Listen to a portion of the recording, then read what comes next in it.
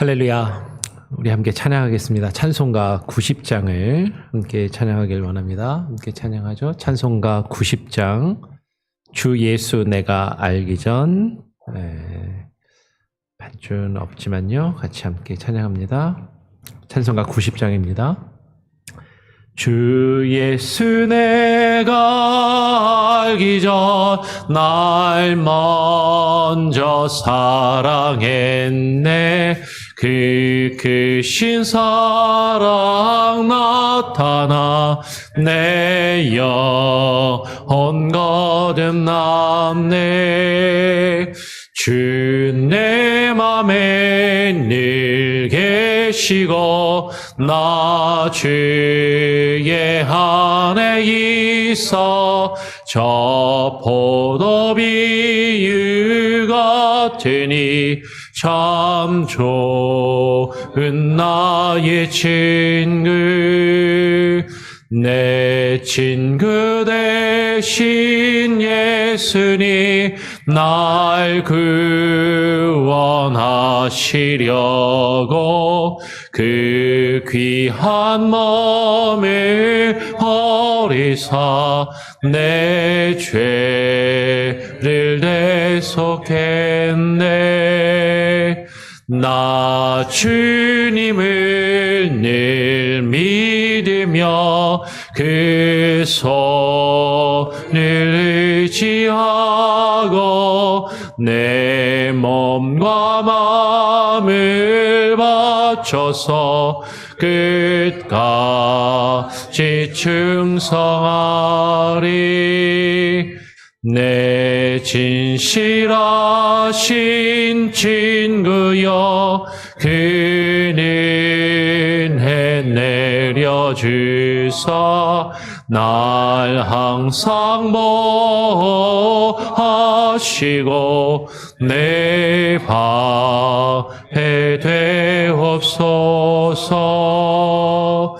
그 풍성한 참 사랑을 네 이끈을 소냐. 날 구원하신 예수는 참 좋은 나의 친구. 아멘. 우리 사도신경으로 우리의 신앙을 함께 고백하도록 하겠습니다.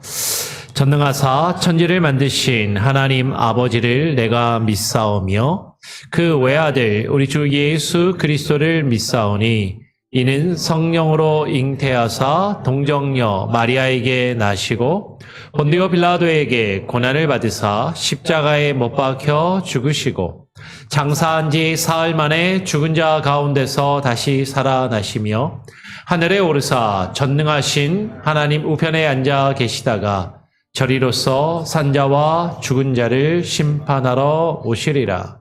성령을 믿사오며 거룩한 공예와 성도가 서로 교통하는 것과 죄를 사하여 주시는 것과 몸이 다시 사는 것과 영원히 사는 것을 믿사옵나이다. 아멘.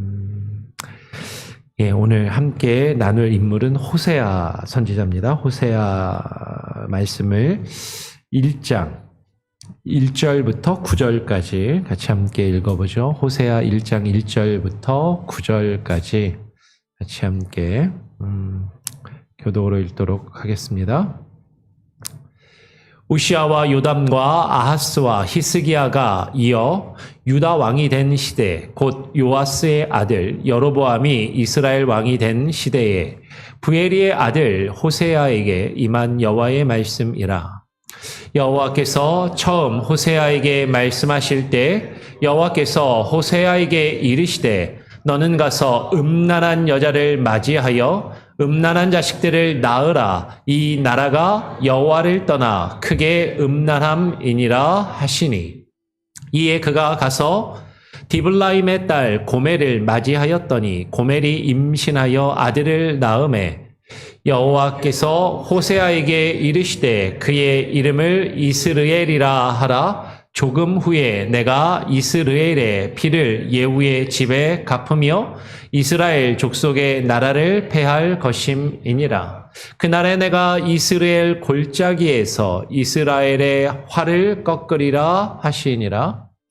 고멜이 또 임신하여 딸을 낳음에 여호와께서 호세아에게 이르시되 그의 이름을 르하마라 하라. 내가 다시는 이스라엘 족속을 긍휼히 여겨서 용서하지 않을 것임이니라. 그러나 내가 유다 족속을 긍휼히 여겨 그들의 하나님 여호와로 구원하겠고 활과 칼이나 전쟁이나 말과 마병으로 구원하지 아니하리라 하시니라. 고멜이 르하마를 젖된 후에 또 임신하여 아들을 낳음에 여호와께서 이르시되 그의 이름을 르암미라 하라. 너희는 내 백성이 아니요 나는 너희 하나님이 되지 아니할 것임이니라. 아멘. 예, 한번 제가 기도하고 말씀 또 나누도록 하죠. 기도하겠습니다. 하나님 아버지 감사합니다. 오늘 수요일 이 저녁 시간 바쁜 일상과 또 직장의 삶 가운데 피곤하고 지친 몸을 이끌고 이 저녁에 주님 앞에 나와 우리가 또 예배하며 또 주의 말씀을 함께 나누며 성경의 인물들을 한 사람 한 사람씩 되짚어보는 시간을 갖기를 원합니다. 비록 우리의 몸은 피곤하고 지칠지라도 우리의 마음과 우리의 영은 새로워지게 하여 주시고 새 힘을 얻게 하여 주시옵소서. 성경의 인물 한 사람 한 사람을 우리가 살펴보면서 그 가운데 하나님께서 그를 통하여 역사하신 주님의 역사하심과 하나님의 뜻을 그리고 그 가운데 우리에게 주시는 교훈의 말씀들을 깨달아 알게 하시고 그것들을 깊이 생각하며 묵상하는 시간이 되게 하여 주시고 하나님 구약에 기록된 역사와 그 인물들의 이야기가 나와 전혀 상관없는 이야기가 아니라 우리의 삶 가운데 지금도 살아 역사하시는 하나님이 그들에게 어떻게 역사하셨고 행하셨는지를 살펴보면서 지금도 우리의 삶 가운데 하나님이 어떻게 일하고 계시며 역사하시는지 무엇을 말씀하고 계시는지 하나님 되돌아보며 하나님 깨닫게 되는 귀한 시간이 되게 하여 주시옵소서. 이 시간 하나님 사모하는 이들이 더욱더 많아지게 하시고 함께 참여하여 하나님의 말씀을 나누는 이들이 더욱더 많아지게 하시며 이 자리가 차고 넘치는 풍성한 은혜가 있게 하여 주시옵소서. 출타 중인 성도들 함께하지 못한 이들 하나님 기억하여 주시고 어느 곳에 있든지 또 이 자리를 기억하게 하시며 또 함께 모여 하나님의 말씀 가운데를 나누는 귀한 시간들을 하나님 허락하여 주시옵소서. 오늘 우리에게 증거하실 하나님의 말씀과 또 이 시간 이후에 우리가 함께 대화하며 교제하는 시간 가운데 주님의 영으로 함께하여 주시기를 간절히 소원하오며 우리 구주 예수 그리스도의 이름으로 기도합니다. 아멘. 예, 오늘은 부엘리의 아들 호세아에 대하여 호세아 선지자에 대해서 같이 함께 살펴보고 나누는 그런 시간을 갖겠습니다. 호세아는 오늘 호세아 1장 1절을 보게 되면 우리가 읽었지만 우시야와 요담과 아하스와 히스기야가 계속해서 이어서 유다의 왕으로 다스리던 그 시대에 활동했던 선지자인 것이죠.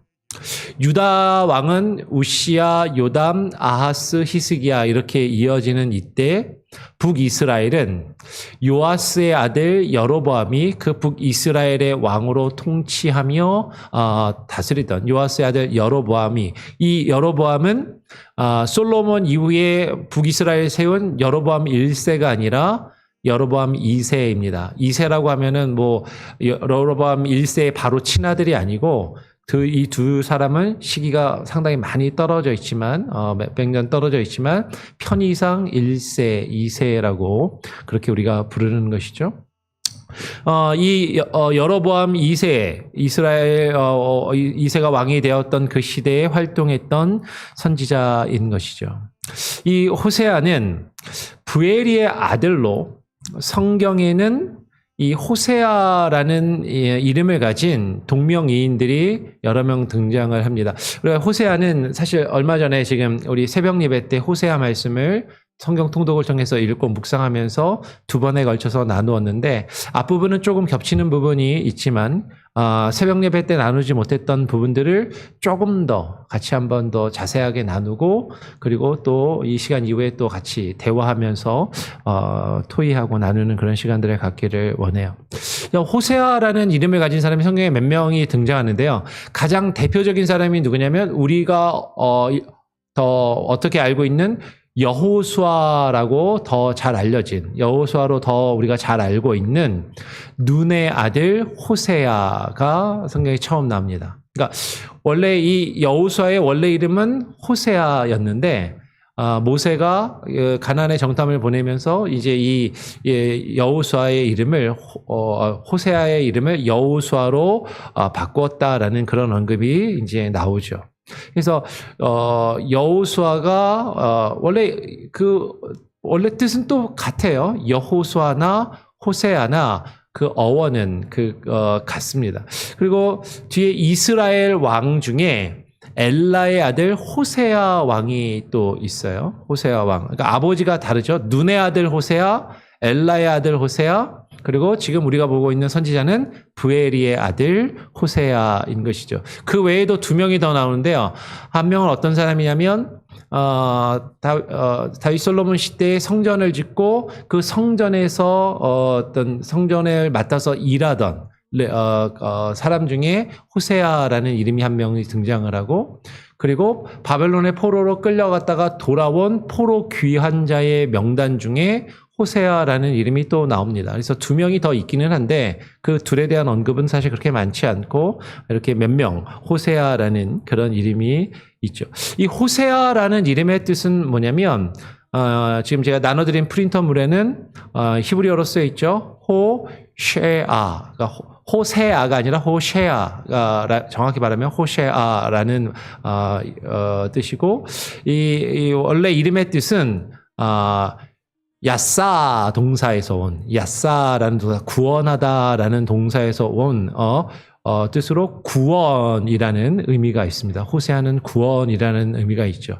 그래서 신약에 우리가 믿는 예수님의 히브리식 이름이 예슈아하고 호세아는 예수와 여호수아. 이제 사실은 그 같은 어원에 약간씩 읽는 방법이 달라지는 그런 거의 비슷한 이름들인 것이죠. 그래서 예수님, 예수와 호세아, 여호수아 사실은 같은 맥락의 같은 이름의 어원과 뜻을 가진 그런 이름이다라고 그렇게 생각하시면 되겠어요. 오늘 하나님이 이 호세아 선지자를 부르셔서 그에게 말씀을 하실 때 그에게 처음에 뭐라고 말씀을 하시냐면 오늘 2절에 보니까 하나님의 어떤 예언의 말씀을 주셔서 어떤 말씀을 바로 가서 선포하는 그 내용보다도 먼저 명하신 내용이 있는데 너는 가서 음란한 여자를 맞이하라라고 명령하십니다. 어떤 구체적인 말씀을 주시고 그 말씀을 전하기에 앞서서 오늘 호세아 그 서 안에서는 호세아에게 음란한 아내를 맞이하라, 가서 음란한 아내를 맞이하라라는 그 명령이 가장 먼저 주어지는 것이죠. 그리고 그뿐만 아니라 너는 가서 그 음란한 여자를 맞이하여 아내로 맞이하고 그 여자를 통해서 음란한 자식들을 낳으라라고 그렇게 명령을 하시는 것이죠. 호세아에게 하나님께서 여호와께서 이와 같은 명령을 내리신 이유는 무엇이냐면 바로 이어서 이 나라가 여호와를 떠나서 크게 음란함이니라라고 말씀을 하시는 것이죠. 즉 이스라엘과 유다가 하나님을 떠나 음란하였기 때문에 그것을 상징적으로 그리고 백성들이 실제적으로 눈으로 볼 수 있는 어떤 모습으로 예표적으로 보일 수 있도록 호세아에게 음란한 아내를 맞이하고 음란한 자식을 낳으라라고 그렇게 명령을 하시고 계신다라는 것이죠. 근데 사실 좀 선뜻 이해가 가진 않아요. 이게 선지자가 음란한 아내를 맞이하고 뭐 뒤에도 나오지만 막 바람을 피고 행음하는 여인을 아내로 맞이한다라는 게 가당키도 한 것인가? 이것이 좀 꾸며낸 이야기이거나 어떤 허구적인 내용이 아닌가라고 의심하는 견해들도 없지 않아 있습니다. 그러나 구약의 선지자들의 활동을 보면 선지자들이 단순히 하나님의 말씀만을 받아서 그냥 말만 전하는 것이 아니라 하나님이 그 어떤 예언에 하나님의 말씀을 실제적으로 백성들에게 나타내 보이기 위해서 실제적인 어떤 퍼포먼스를 했던 것을 보게 되죠. 예를 들면 예레미야 선지자 같은 경우는 오랫동안 어깨에 멍에를 소가 짊어지고 다니는 멍에를 메고 다니면서 하나님의 말씀을 전하였던 것을, 그죠? 하나님께서 이 백성 이스라엘과 유다에 하나님이 멍에를 지우실 것이다라는 것을 말만 하는 것이 아니라 본인이 직접 멍에를 지고 다니면서 백성들로 하여금 그것을 볼 수 있게 하는 것처럼 선지자들이 어떤 눈으로 드러나 보이는 어떤 행위들, 상징적인 행위들, 그런 것들을 통해서 하나님의 말씀을 또한 증거하는 그런 일들을 행하였다라는 거죠. 그러니까 그런 맥락에서 보면 실제로 하나님께서 호세아에게 이런 명령을 내리셨고 호세아가 그 명령에 순종해서 지금 음란한 여인을 맞이하게 된 것으로 이해할 수 있겠죠. 그럼에도 불구하고 목사인 제가 만약에 하나님이 이런 말씀을 저에게 주셨다면 참 순종하기 쉽지 않았겠다. 그리고 순종을 하더라도 그 뒤에 이 호세아가 백성들에게 말씀을 전할 때 이 백성들이 이 호세아를 어떻게 생각했을까? 호세아가 전하는 말을 그들이 들으면서 이런 생각이 드는 거죠. 새벽 예배 때도 얘기했지만 당신이나 잘하세요. 너나 잘하세요. 이렇게 말하거나 겉으로 말하지 않더라도 분명히 속으로는 그렇게 생각했을 것이 뻔할 것 같다라는 것이죠. 그럼에도 하나님은 호세아에게 그와 같은 일을 행하도록 지금 명령하고 계시더라라는 거죠. 왜 그와 같은 일을 행하게 하실까? 어떤 의미들이 있는가? 조금 더 한번 살펴보겠습니다. 그래서 오늘 3절에 보면 호세아가 그가 가서 디블라임의 딸 고멜이라는 여인을 아내로 맞이하게 됩니다. 그리고 이 고멜이 임신하여 아들을 낳게 되었는데 그 아들의 이름을 여호와께서 호세아에게 그 이름을 이스라엘이라라고 짓도록 그렇게 명령을 하시죠. 이스라엘의 뜻은 뭐냐면 이스라엘은 제라라는 단어, 제라가 뭐냐면 씨라는 뜻입니다. 그러니까 이스라엘. 그러니까 이스라엘이죠. 하나님께서 이스라엘 씨앗을 뿌리시다, 씨를 흩어 뿌리다라는 것이 본래의 뜻인 것이죠. 그러니까 씨를 뿌린다라는 의미가 긍정적인 것일 수도 있고 부정적인 것일 수도 있는데 오늘 호세아의 말씀 안에서는요, 일단은 하나님이 이스라엘 백성들을 심판하시는 의미로 이들을 흩어서 뿌리신다, 흩어지게 하신다라는 그런 의미에서 이스라엘의 어떤 그런 의미로 쓰인 것을 보게 되죠. 그래서 조금 후에 내가 이스라엘의 피를 예후의 집에 갚으며 이스라엘 족속의 나라를 폐할 것이다 라고 이야기를 해요. 그러니까 이 이스라엘은 실제로는 지명입니다. 이스라엘에 있는 이스라엘 골짜기, 사실은 아주 한국에 있는 조그만 계곡이 아니라 넓은 곡창지대인데 산으로 둘러싸였기 때문에 골짜기, 이스라엘 골짜기라고 보통은 부르지만 이스라엘 평야라고도 불리우기도 하죠. 씨를 뿌려서 곡식을 키우는 그런 곡창지대였는데 이것이 넓은 곳이었기 때문에 여기서 사실 전쟁이 많이 이루어지고 우리가 앞에서도 살펴봤지만 예후가 전쟁에 나가서 이곳에서 활에 죽기도 했던 그런 곳이죠. 하나님의 전쟁을 통해서 이스라엘을 심판하실 것을, 이스라엘 족속의 나라를 폐하할 것을 지금 그들을 흩으시고 그들을 벌하실 것을 말씀하는 그런 의미로 지금 이스라엘이라는 이름을 짓게 하시죠. 근데 나중에는 이 이스라엘의 이름이 하나님께서 이스라엘 백성들을 회복하신 이후에는, 이스라엘을 징계하시고 이스라엘을 연단하신 이후에 그들을 회복하신 이후에는 그들을 흩어 뿌리셨는데 흩어 뿌린 그 씨앗이 자라나서 열매를 맺고 그 열매를 거두어 드리게 될 것이다라는 예언이 또 호세아서 안에 또 나타나게 되는 것이죠. 그래서 이스라엘의 의미는 하나님의 심판과 그 심판 이후에 또 하나님이 그 가운데서 뿌린 씨앗을 통해서 열매를 거두어 드리실 것을 나타내는 두 가지의 의미가 여기에 동시에 담겨 있는 것을 보게 됩니다. 그리고 이제 6절로 넘어가게 되면 고멜이 또 임신해서 딸을 낳아요. 그랬더니 그 딸의 이름을 여호와께서 이번에는 호세아에게 그의 이름을 루함마라라고 짓도록 이야기를 하시는 거죠. 히브리어로 로 그러면 로 그러면은 이제 아니다라는 뜻이에요. 없다 혹은 아니다. 그러니까 영어의 no 혹은 not에 해당이 되는 그런 의미인 거죠. 루함마 그러면 긍휼이 여김이라는 뜻이죠. 루함마 그러면 긍휼이 없다, 자비가 없다, 긍휼이 여기시지 않는다라는 그런 뜻으로 이름을 지으라라고 말씀을 하시는 것이죠. 그래서 오늘 6절에 보면 루함마라 하라, 내가 다시는 이스라엘 족속을 긍휼히 여겨서 용서하지 않을 것이다 라고 하나님이 그 의미를 부여하시는 거죠. 이스라엘 백성에 대한 심판, 내가 반드시 그 죄값을 치르게 하며 그 죄값이 그저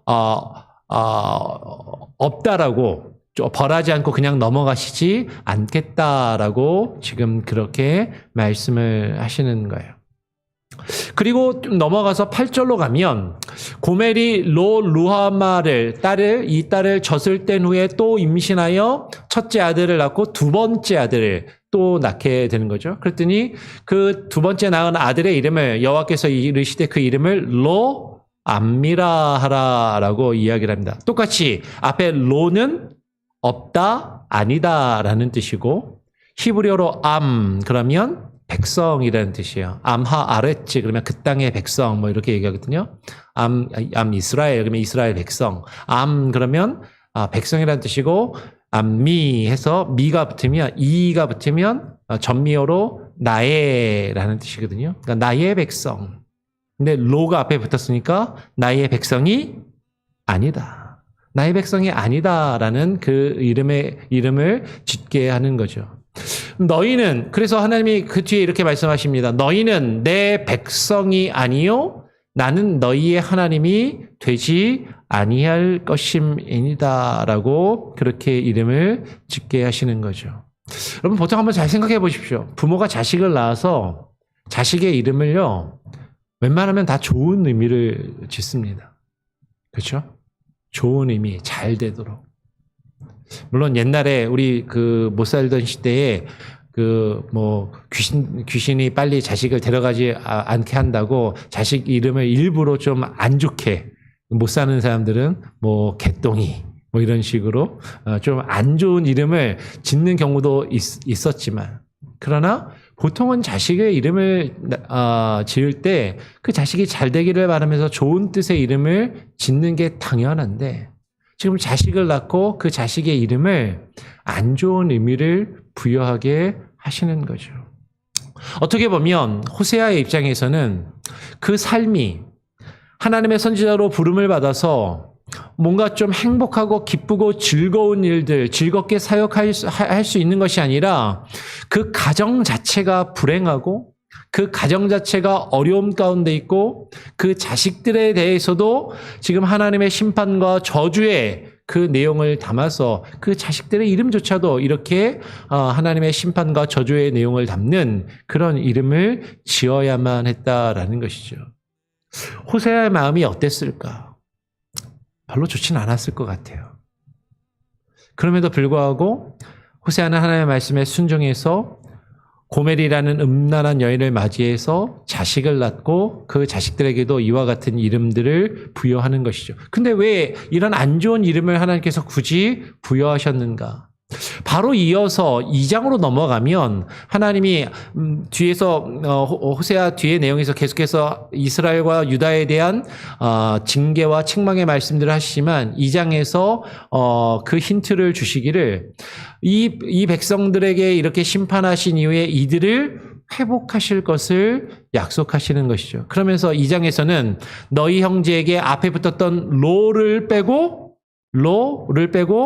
암미라 하라. 나의 백성이라 하라 하고 너희 자매에게는 로를 빼고 루하마, 긍휼, 자비라라는 그 이름을 붙이도록 하나님이 명령하시는 것을 보게 되죠. 즉 여호와 하나님께서는요. 호세아의 이 불행하고 이런 좀 좋지 않은 이 가족사를 통해서 하나님과 이스라엘의 관계를 상징적으로 말씀하시고 그것들을 이스라엘 백성들이 바라보게 하고 그것을 간접적이지만 실제로 경험하게 하고 그 호세아의 가정과 그 삶의 모습을 통해서 지금 이스라엘의 모습이 어떠한지 이스라엘 백성들의 모습이 어떠한지를 하나님께서는 그들에게 실질적으로 나타내 보이시기를 원하셨다라는 것이죠. 그래서 이제 뒤의 내용은 호세아에 나오는 다른 많은 예언과 하나님의 말씀들이 있지만 요 가족 관계와 관련되는 내용들을 좀 추려서 한번 쭉 정리하고 한번 살펴보도록 하겠습니다. 그래서 호세아 2장 2절, 3절을 이하를 보면 하나님께서 이 호세아와 그 아내와 그 자녀들의 그 관계를 통해서 이제 이스라엘 백성들과 하나님의 관계를 설명하시고자 한다라는 거죠. 그래서 2장 2절에서 이스라엘 백성들을 향해서 이렇게 말씀하시는 거예요. 너희 어머니와 논쟁하고 논쟁하라. 그는 내 아내가 아니요 나는 그의 남편이 아니니라 라고 말씀을 합니다. 여러분 여기서 어머니라고 뜻하는 것은 호세아가 아내로 맞이한 고멜을 이야기하기보다는 지금 이스라엘 나라 혹은 유다를 이야기하죠. 그래서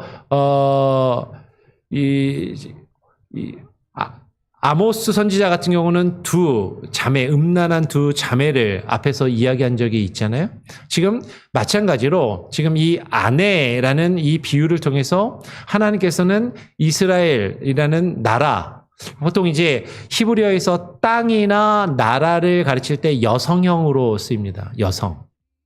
그러니까 공동체를 이야기를 하는 것이죠. 공동체로 이야기를 하고 그리고 그 공동체 안에 있는 나라, 땅, 그것을 여성으로 이야기하고 하나님과의 관계에서 아내로 이야기하고 그 안에 있는 백성들을 그 자녀들이라고 그렇게 표현을 하게 되는 것이죠. 오늘 하나님이 그 이스라엘을 향하여서 그는 내 아내가 아니요 나는 그의 남편이 아니다라고 말씀하시면서 그 이유는 뭐냐면 이제 그가 그의 얼굴에서 음란을 제하게 하고 그 유방사에서 행음을 제하게 하라. 그렇지 않으면 내가 그를 벌거벗겨서 그 나던 날과 같게 할 것이요 그로 광야같이 되게 하며 마른 땅같이 되게 하여 목말라 죽게 할 것이다 라고 말씀하시는 거죠. 여러분 지금 그는 내 아내가 아니요라는 것은 원래는 내 아내였는데 아내의 모습을 가지고 있지 않구나. 하나님이 택하셔서 하나님의 신부로 삼으신 하나님의 나라인데 지금 그 하나님의 신부 아내의 자격을 가지고 있지 않음을 음란한 모습으로 자신을 더럽혔음을 책망하고 계시는 것이죠. 그래서 그 음란함을 제거하기를 하나님이 원하고 계신다라는 것이죠. 그렇지 않다면 그 음란함을 제거하지 아니한다면 하나님이 반드시 그것을 벌하시고 하나님이 징계하시며 심판하실 것이라는 그 내용을 이야기하고 있다라는 것이에요. 그러면서 이어서 4절, 5절을 보면 이렇게 계속 이야기하죠. 내가 그의 자녀를 긍휼히 여기지 아니하리니 이는 그들이 음란한 자식들임이니라. 그들의 어머니는 음행하였고 그들을 임신했던 자는 부끄러운 일을 행하였나니 이는 그가 이르기를 나는 나를 사랑하는 자를 따르리니 그들이 내 떡과 내 물과 내 양털과 내 삶과 내 기름과 내 술들을 내게 준다 하였음이라 라고 쭉 이어지죠. 지금 여기서 아까 이야기한 대로 지금 나라, 공동체를 가리켜서 여인에 비유하여서 하나님과의 아내, 부부의 관계로 설명을 하고 있고요. 그러면서 그 안에, 그 나라에 속해 있는 백성들을 자녀들로 이야기를 합니다. 여러분, 이 비유는 신약으로 오게 되면 교회로 이어지게 되죠. 많은 분들이 이제 신랑 되신 예수 그리스도와 우리가 주의 신부다라고 이야기를 할 때 약간 착각하시는 경우들이 있는데, 신부를, 우리 개개인 한 사람 한 사람을 신부라고 생각하는 경우가 많아요. 그렇죠? 근데 그러면 이제 대번에 우리 권사님 같이 여성분들은 내가 주님의 신부야. 그러면 이게 실제적으로 딱 와닿는데, 저같이 남자나 우리 장로님들 같은 남자들은 내가 남자인데 주님의 신부라고? 이렇게 하면 뭐가 조금 안 맞는 것 같고 약간 뭔가 좀 어색한 그런 느낌이 사실은 들죠.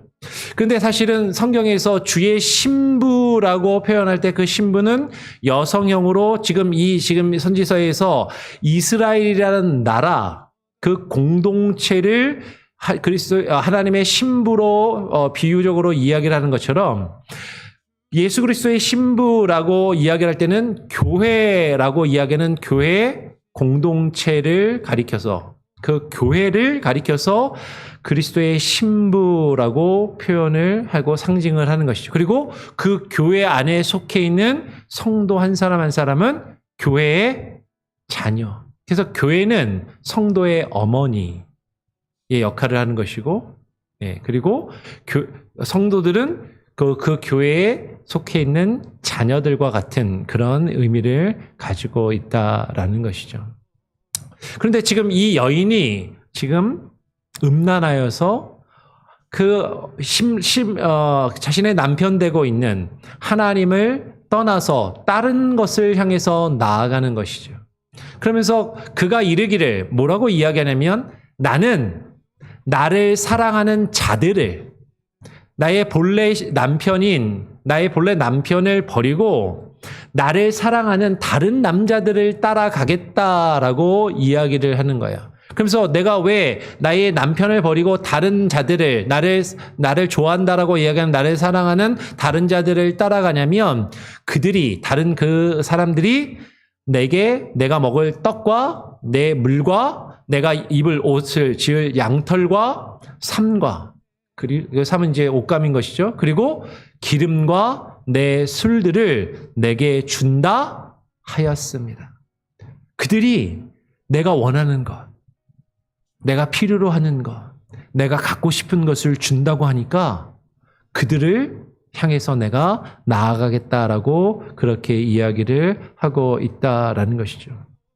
여러분, 이것이 영적인 의미에서 보면 하나님을 믿는 하나님의 백성들이, 하나님의 나라가 하나님만을 섬기며 하나님과의 그 친밀한 관계를 유지해야 되는데, 하나님이 아닌 다른 이방의 신들과 거짓된 신들을 쫓아가면서 저 신을 섬기면 저 신이 내가 원하는 무언가를 이루어주고 내가 필요한 것들을 줄 것이라는 기대와 그런 바람, 그것을 가지고 지금 그들을 따르며 그들을 쫓아가겠다라고 하더라라는 것이죠. 그런 모습을 가지고 가더라라는 것이죠. 그런데 하나님은 그렇게 자신을 버리고 다른 이들에게 나아가고 있는 그 아내된 여인을 그냥 내버려 두시는 것이 아니라, 오늘 호세아 2장 6절에서 이렇게 말씀하시는 거죠. 남편을 버리고 다른 사람들을 찾아서 간다고 하니까 6절에 그러므로 내가 가시로 그 길을 막으며 담을 쌓아 그로 그 길을 찾지 못하게 하겠다라고 말씀하시는 거죠. 하나님이 그 백성들이 지금 하나님의 신부된 그 하나님의 나라가 된 자들이 지금 하나님을 버리고 다른 길로 가고자 할 때 그들에게 가시기를 허락하시고, 그리고 담을 쌓아서 길을 막으시고, 그리고 그들이 가고자 하는 길을 찾지 못하고 헤매게 하시겠다라고 말씀하시는 거예요.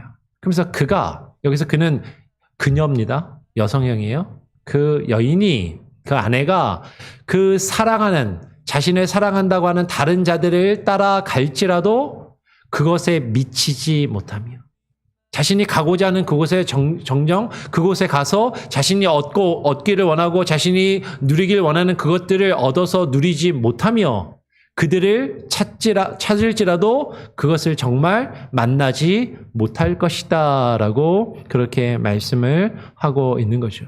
그렇게 방황한 이후에 하나님이 그들의 길을 막으시고 가시에 찔리게 하시고 담으로 막으시고 그들이 헤매고 헤매인 이후에 그제야 그녀가 이르기를 내가 본 남편에게로 돌아가야 되겠다.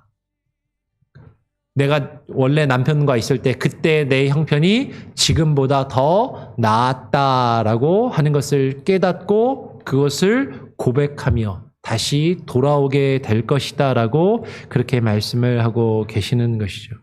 지금 이 관계를 지금 호세아의 어떤 가정을 통해서 실질적으로 그것을 나타내 보이고자 하시는 하나님의 뜻이 지금 있다라는 것이에요.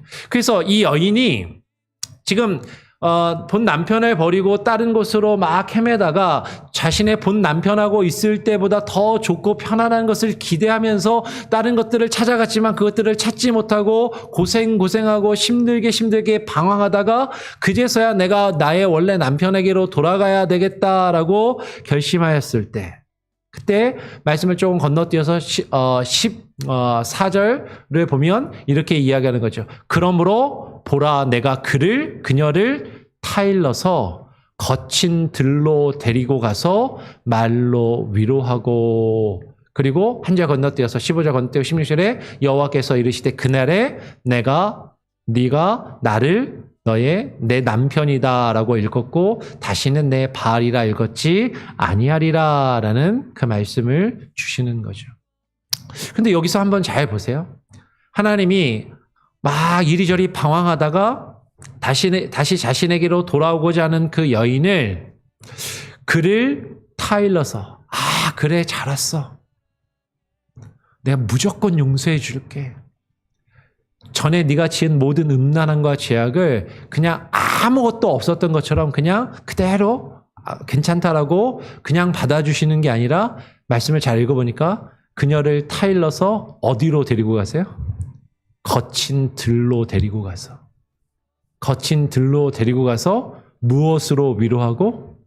말로 하나님의 말씀으로 위로하고 아니 말씀으로 위로하려면 따뜻한 집으로 들여서 따뜻한 음식과 포근한 침대가 있는 그 집으로 들여서 그렇게 따뜻한 말로 위로하면 좋을 것 같은데 거친 들로 데리고 가서 그 거친 들에서 연단하시겠다라는 거죠. 사실은 여기서 말로 위로한다라는 것은 단순히 다 괜찮아 그냥 무조건 내가 다 용서해 줄게 라는 그런 의미가 아니다라는 거죠. 그 잘못을 깨닫게 하고 그 잘못을 철저하게 뉘우치게 하고 그 이전에 범하였던 모든 음란함을 버리며 뉘우치며 신랑된 그 남편에게로 온전히 되돌아올 수 있도록 그를 변화시키는 무엇으로? 말로 하나님의 말씀으로 그 일들을 이루시겠다라고 그렇게 이야기를 하고 있다라는 것이에요. 그래서 여호와께서 그날에 네가 나를 가리켜서 내 남편이다 라고 일컫게 될 것이고 다시는 내 바알이다 라고 일컫지 않는 바알은 주인이라는 뜻이거든요. 물론 여기에는 두 가지 의미가 있습니다. 하나님을 그냥 주종의 관계로만 여기는 것이 아니라 신랑과 남편과 아내의 관계로 깊은 관계 속으로 들어가 하나님을 경험하고 하나님을 고백하게 될 것이다라는 그런 의미도 있고 뒤에 내용을 좀 더 읽어보면 무엇도 여기에 포함되냐면 이 여인이 이방의 신들에게 가서 이방의 바알 신들을 섬기며 바알들을 가리켜 자기 남편이라고 그렇게 부르고 다녔는데 그 바알을 더 이상 자신의 남편으로 여기지 않고 여호와 하나님만이 자신의 남편임을 고백하게 될 것이다라는 그런 의미의 뜻도 담겨 있는 것으로 해석이 가능하겠다라는 것이죠.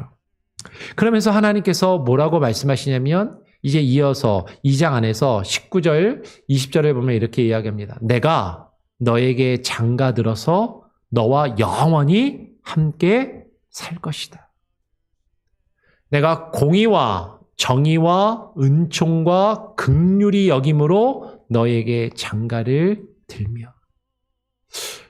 이거 잘 보셔야 됩니다.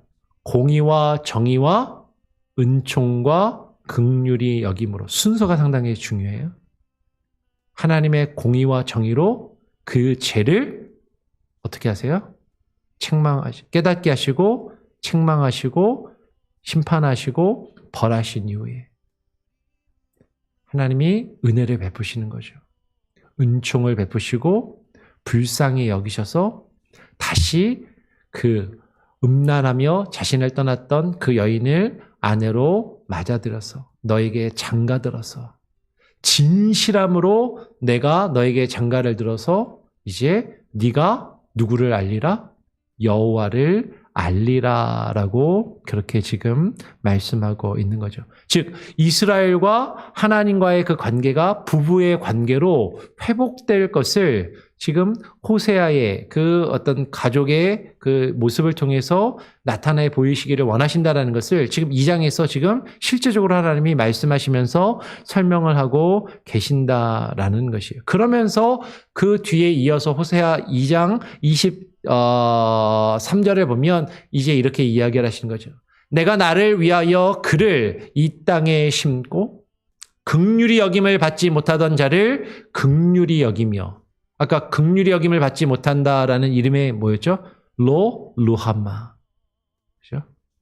그 루하마라는 그 딸의 이름을 이제 그 긍휼히 여김을 받지 못하던 자를 다시 긍휼히 여기시고 내 백성이 아니었던 자에게 로암미라라고 불렀던 그에게 향하여 너는 내 백성이다라고 하나님이 다시금 그 관계를 회복시키시고 그 이름을 바꾸어서 불러주시겠다라고 말씀하시는 거죠.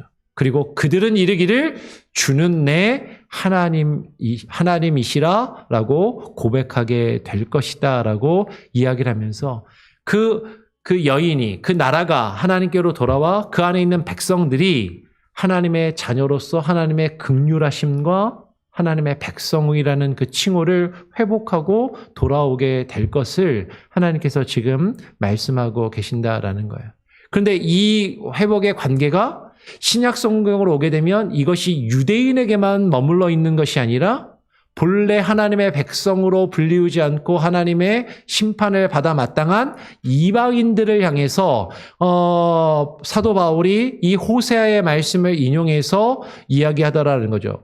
로마서 9장 25절의 말씀을 보면 사도 바울이 호세아 이 글을 인용해서 호세아의 그래도 이르기를 내가 내 백성이 아닌 자를 내 백성이라 사랑하지 아니한 자를 이제 긍휼히 여기지 않던 자를 사랑하는 자라 긍휼히 여기리라 그렇게 부를 것을 하나님이 말씀하셨다라고 이야기하면서 로마서 9장의 앞뒤 맥락을 보면 이방인들을 하나님께서 하나님의 백성으로 하나님의 사랑하시는 자들로 또한 역시 부르셨음을 말씀하고 계시더라라는 것이죠.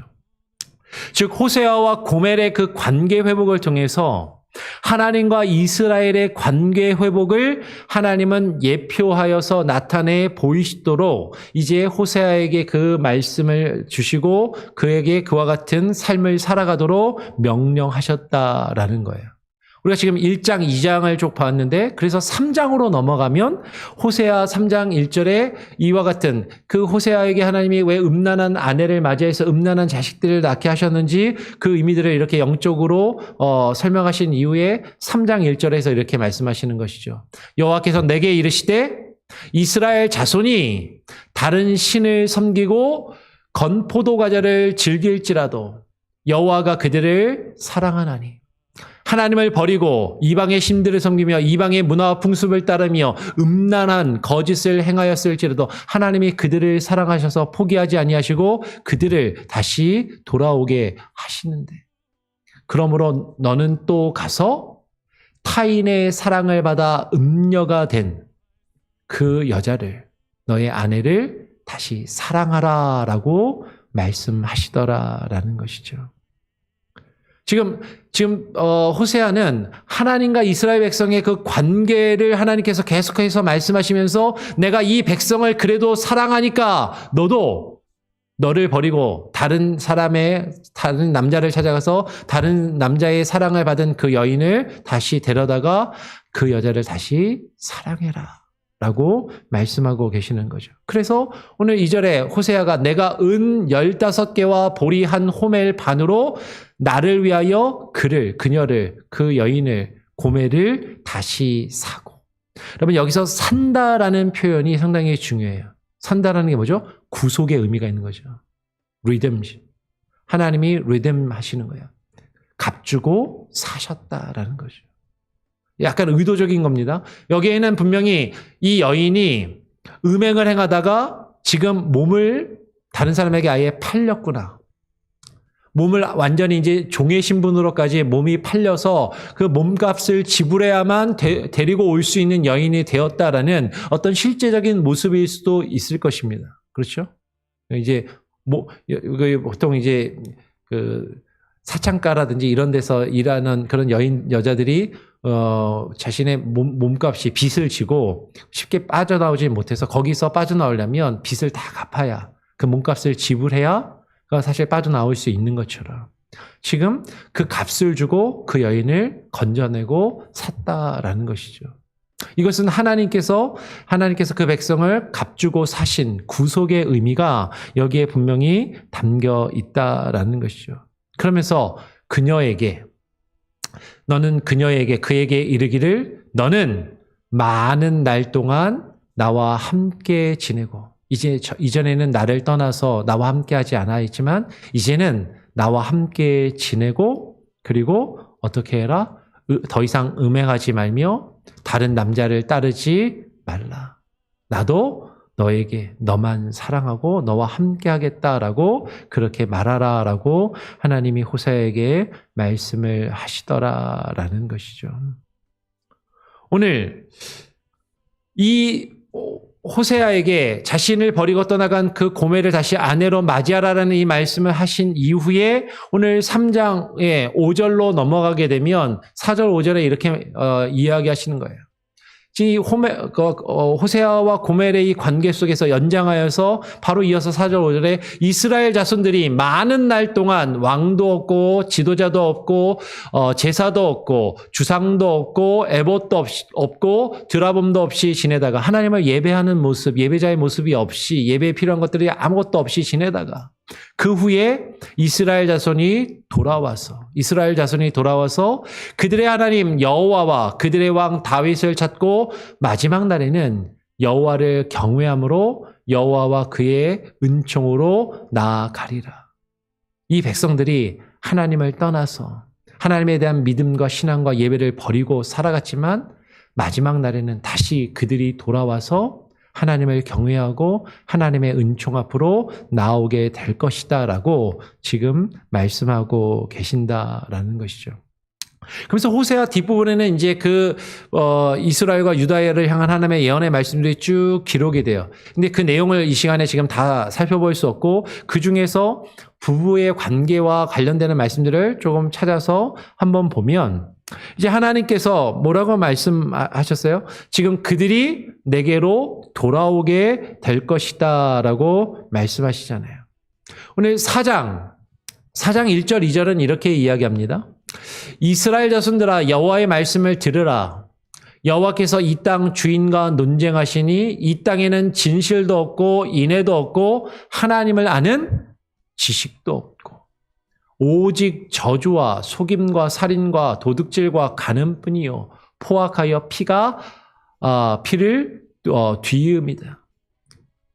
누군가를 죽이면 그 피의 복수가 계속해서 이어질 뿐이고 그와 같은 그런 죄악된 모습이 계속해서 이어지는 것은 그들에게 하나님을 아는 지식이 없기 때문이다라고 이야기를 하는 것이죠. 이와 같은 맥락에서 왜 이스라엘 백성들이 이와 같이 죄를 짓는가? 하나님을 알지 못하기 때문에라고 이야기를 하는 거예요. 5장 4절에서도 제가 자막은 준비 안 했지만 여러분 나눠드린 프린터물을 보면 5장 4절에 그들의 행위가 그들로 자기 하나님께로 돌아가지 못하게 하나니 그들이 그 죄악을 짓고 하나님께 돌아가지 않고 하나님께 돌아갈 수 없는데 그 이유는 무엇이냐면 그들이 여호와를 알지 못하는 까닭이다라고 이야기를 하는 것이죠.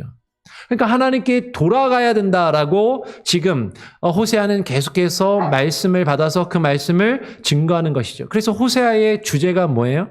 호세아의 주제가 6장 1절과 3절의 말씀이 호세아의 대표적인 두 성경 구절인 것이죠. 호세아 6장 1절은 이렇게 이야기합니다. 같이 한번 읽어볼까요? 시작. 오라 우리가 여호와께로 돌아가자. 여호와께서 우리를 찢으셨으나 도로 낫게 하실 것이요 우리를 치셨으나 싸매어 주실 것이다.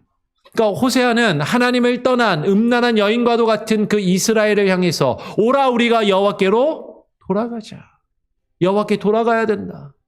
비록 우리가 주를 떠나서 그분이 우리를 찢으시고 나무 길을, 덤불의 길을 허락하시고 담으로 우리의 길을 막으시고 우리를 헤매게 하시며 우리를 치시고 찢으셨지만 우리가 주께로 돌아가면 우리를 도로 낫게 하실 것이고 싸매어 주시고 치유하여 주시며 고쳐 주실 것이다.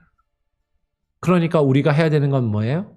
지금 여호와께로 돌아가서 3절에 그러므로 우리가 여호와를 알자. 심써 여호와를 알자라고 선포하는 것이죠. 호세아 선지자의 가장 핵심 메시지는 우리가 여호와께로 돌아가서 여호와를 알자. 심써 여호와를 알자라고 선포하는 것이에요. 여기서 여호와를 안다라는 것은 단순히 지식적으로 아는 것이 아니라 부부의 관계와 같이 부부가 일평생 함께 살아가며 서로를 알아가는 것처럼 인격적으로 경험하며 서로를 알아가는 것을 지금 말하고 있는 것이죠. 그 하나님을 그렇게 알아가야 한다라는 것이죠. 우리가 그 하나님을 알아갈 때 우리의 죄악이 드러나고 우리의 죄를 하나님 앞에 고백할 수밖에 없어요. 오늘 뒤에 내용들을 쭉 보면 7장은 이렇게 이야기합니다. 7장 1절 2절은 내가 이스라엘을 치료하려 할 때 우리가 하나님께 돌아간다면 하나님이 우리를 치료해 주실 것인데 내가 이스라엘을 치료하려 할 때 에브라임의 죄와 사마리아의 악이 드러나도다.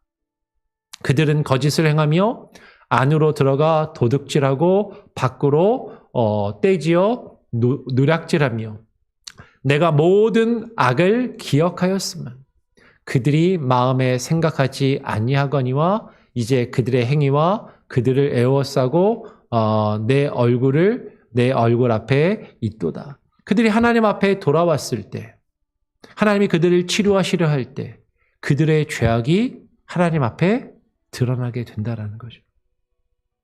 그리고 하나님이 그 모든 악을 기억하시고 그 죄악을 그들에게서 벗겨내시는 거친들로 데려가셔서 그 죄악을 벗기시는 그 과정과 그 일들이 있게 되는 것이죠. 9장 1절에서 이스라엘아 내가 음행하여 내 하나님을 떠나고 각 타작마당에서 음행의 값을 자신의 몸을 팔아서 몸값으로 뭔가를 받아서 자신의 원하는 것을 누리는 그것을 좋아하는구나. 너희가 음행하며 너희의 몸을 팔고 있구나. 영적으로 간음하고 너희의 영혼을 팔아 너희가 육신에 필요한 것들을 채우며 그것들을 위하여 살아가고 있구나라고 9장에서 그렇게 책망을 하세요. 그리고 11장을 보면 11장 2절에 선지자들이 그들을 부르고 그들에게 하나님의 말씀을 계속해서 전하지만 그들은 점점 더 하나님으로부터 멀어지고 이방의 신들 바알들에게 제사하며 분향하였음을 계속해서 꾸짖고 책망하는 말씀이 주어지죠.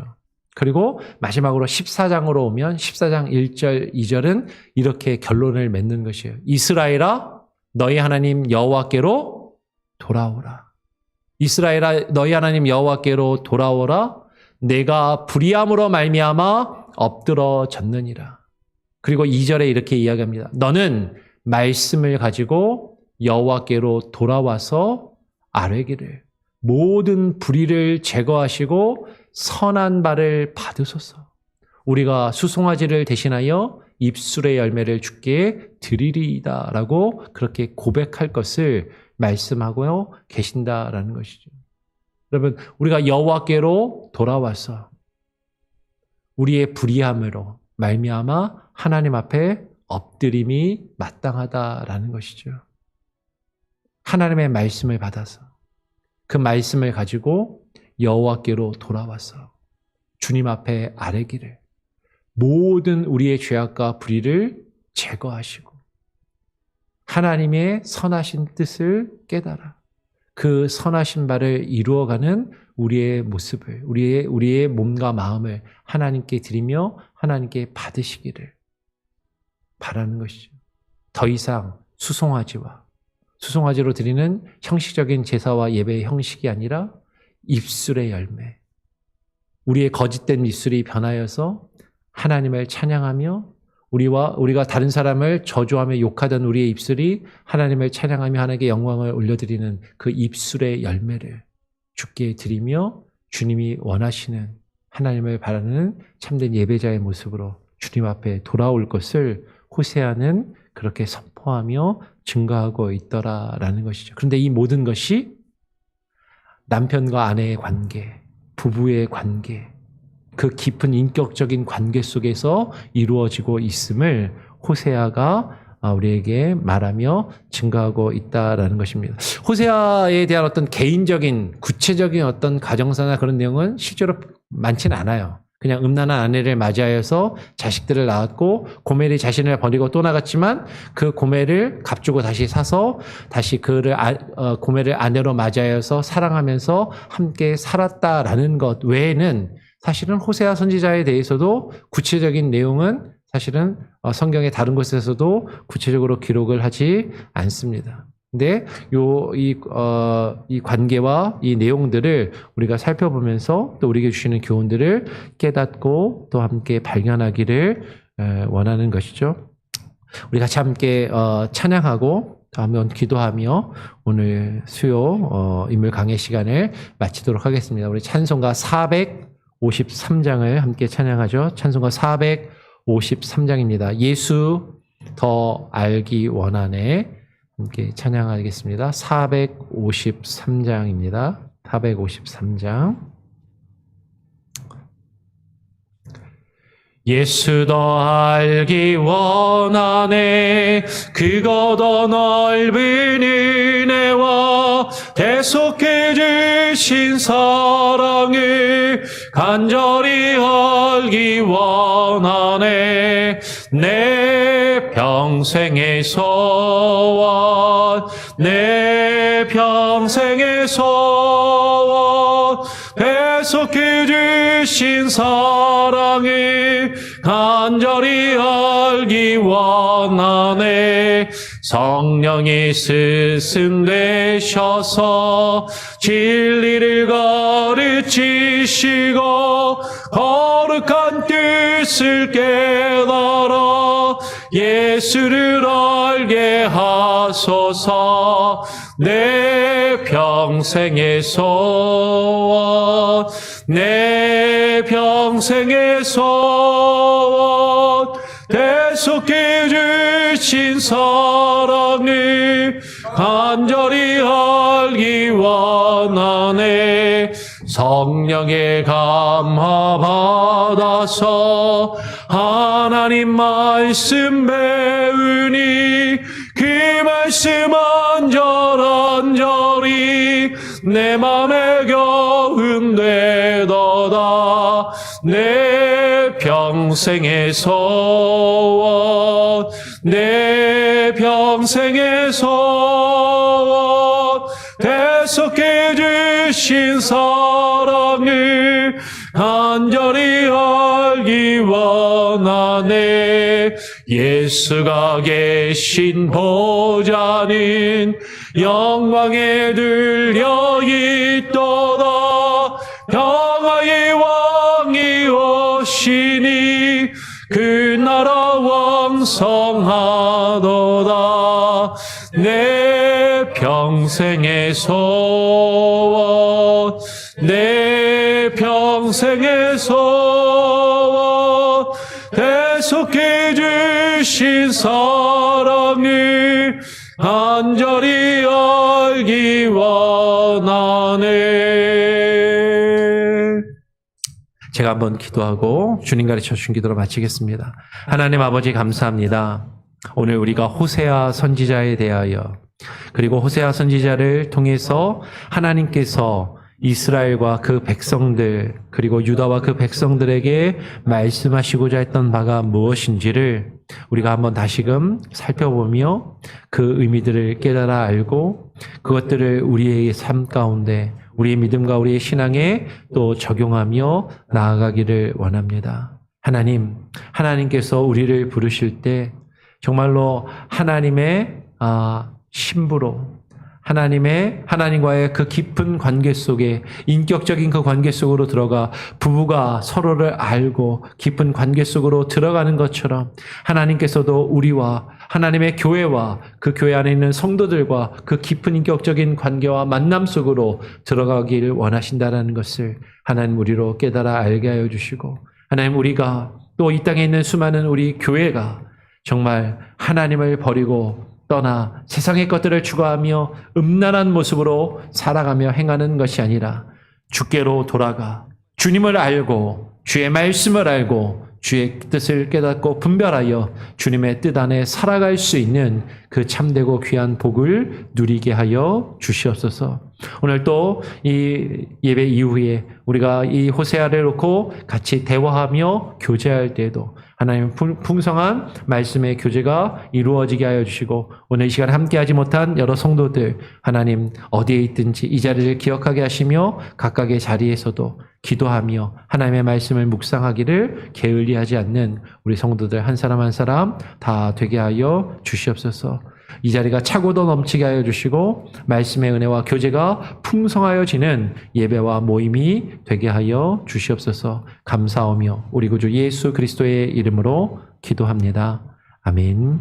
하늘에 계신 우리 아버지여 이름이 거룩히 여김을 받으시오며 나라가 임하시오며 뜻이 하늘에서 이루어진 것 같이 땅에서도 이루어지리이다. 오늘 우리에게 일용할 양식을 주옵시고 우리가 우리에게 죄 지은 자를 사하여 준 것 같이 우리 죄를 사하여 주옵시고 우리를 시험에 들게 하지 마옵시고 다만 악에서 구하옵소서. 대개 나라와 권세와 영광이 아버지께 영원히 있사옵나이다. 아멘. 예배를 마쳤습니다. 자유롭게 좀 기도하시고요. 친교실에서 뵙겠습니다.